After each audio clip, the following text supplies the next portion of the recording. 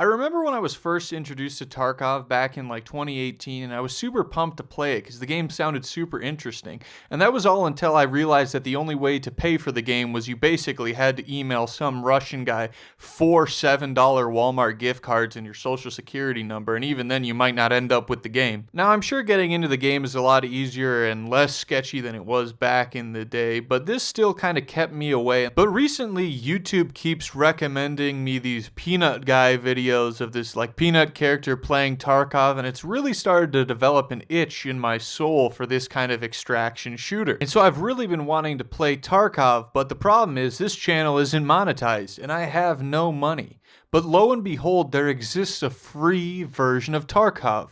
The only catch, it's Chinese. Now, of course, there's some room temperature IQ person in the comments typing right now, "How dare you say bad thing about China? That's racist." One, Chinese isn't a race. And two, my issue is not with the people of China or the fact that this game is made by Chinese people. The problem is the way that the Chinese economy is set up. Any video game produced in China is tied directly to the CCP, and all of your player data and all that good stuff all goes to Winnie the Pooh. This is all to say that Arena Breakout is not a more ethical version of Tarkov. It's just a free one, and I would definitely recommend that if you're playing this game that you don't do any of the microtransactions and that you don't attach any of your personal information. Use burner emails or whatever to set up your account and do all that good stuff. Now, as much as I would like to wax poetic about geopolitics, I need to get back into talking about the game now that I have sufficiently started a blood war in the comments. The game seems to be a rather accurate recreation of the Tarkov gameplay loop, with a bunch of new added game modes and fun, convenient, quality of life upgrades. Arena Breakout really captures that Tarkov-style pseudo-realism, where you really need to pull out that spreadsheet and track which ammos are going to be most efficacious for shooting people in the head. The game really captures that general fear of, oh, if I go into this, even if I have all the maxed out weapons and I've got the fastest reaction time,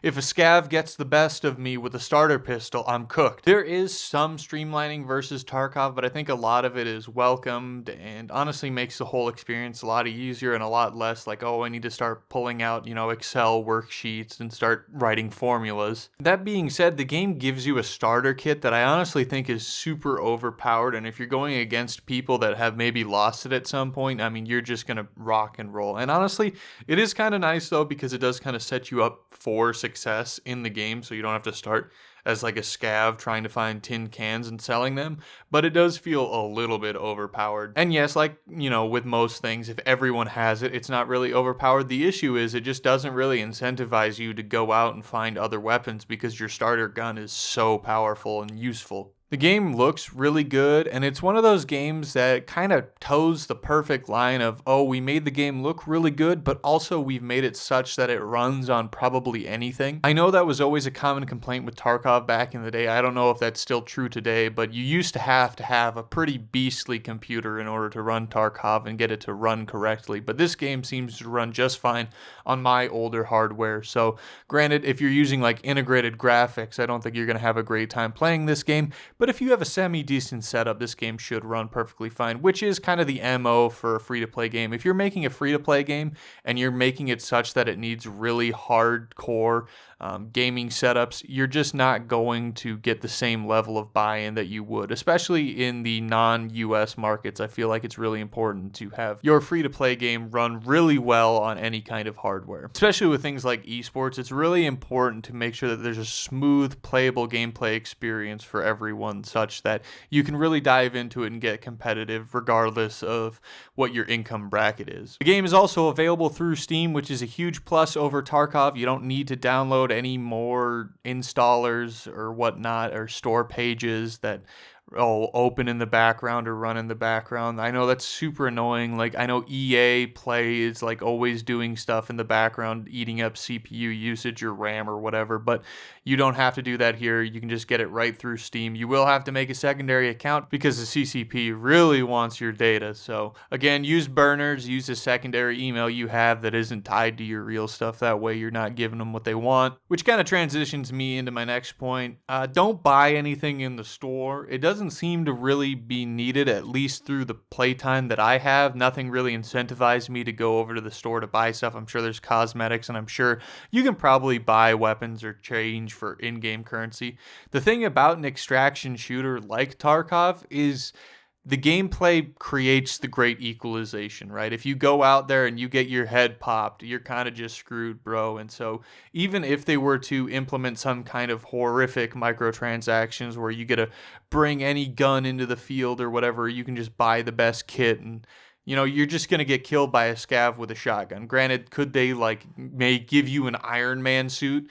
But again, that would just wholesale ruin the game. So I don't think they're going to be doing stuff like that. And again, I didn't go to the store page. I didn't look through whatever they were selling because I'm against it wholeheartedly. So I suggest you do the same. And so again, this kind of game, regardless of whatever stuff they implement in terms of the microtransaction, it's all pretty avoidable in that bullets still go through faces. One of my major gripes with the game, outside of all that other stuff, is that it kind of keeps you in the tutorial area for way too long. You have to level up so much and play so many games if you want to dive into the actual kind of experience. A lot of the gameplay you're seeing here is from the earlier areas, and they are kind of like Weenie Hut Juniors. It's pretty easy to get the drop on people that are just trying to get through the game and learn all the mechanics and stuff. But again, it's kind of a pro and con here because new players, you're going to have an opportunity to kind of wrap your head around this extraction shooter thing, and I think for some people it might not be as intuitive as say Call of Duty, and so this is kind of a nice way to give you tricycle wheels or training wheels to allow you to kind of get into the game.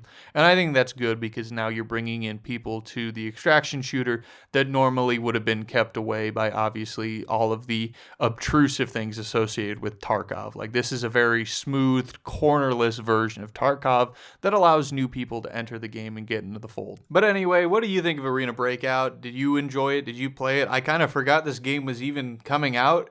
I know it was announced way before it was ever released. I want to say 2 years ago, and I put it on my Steam wish list, and I kind of forgot about it, and there wasn't a whole lot of promotion for this game. I don't know if they're not pushing it as much or whatnot, or if they're just kind of doing word of mouth marketing to keep costs low or whatever, but I didn't know this game had released until I looked at my wish list and it had the option to just actually download the game, and I was like, oh, okay, I'll play it. So let me know what you guys think about the game down below. I think this is going to get into the stream rotation. Hopefully, I don't know. I'm kind of back and forth between whether or not I want to actually stream Battlefield 6. Not that there's anything necessarily wrong with Battlefield 6. I struggle to stream it well because I am kind of developing as a streamer. But if you are interested in my streams, start watching them. They're usually every weekend. There won't be a stream this weekend because I've got some other plans that are kind of conflicting with it, but I'll get back to it next week. So usually streams are on the weekend, maybe sometimes during the week randomly. So make sure you guys hit that notification bell to be alerted whenever I stream or make videos. So again, thank you for watching. Like this video, comment, and subscribe. It helps me out immensely. Turn that bell on so you can see more of these videos. And if you dislike this video, this is very important. Make sure you leave a hate comment. Tell me how much you hate me, and that'll boost me in the algorithm. And with that, I will see you guys in the next one later.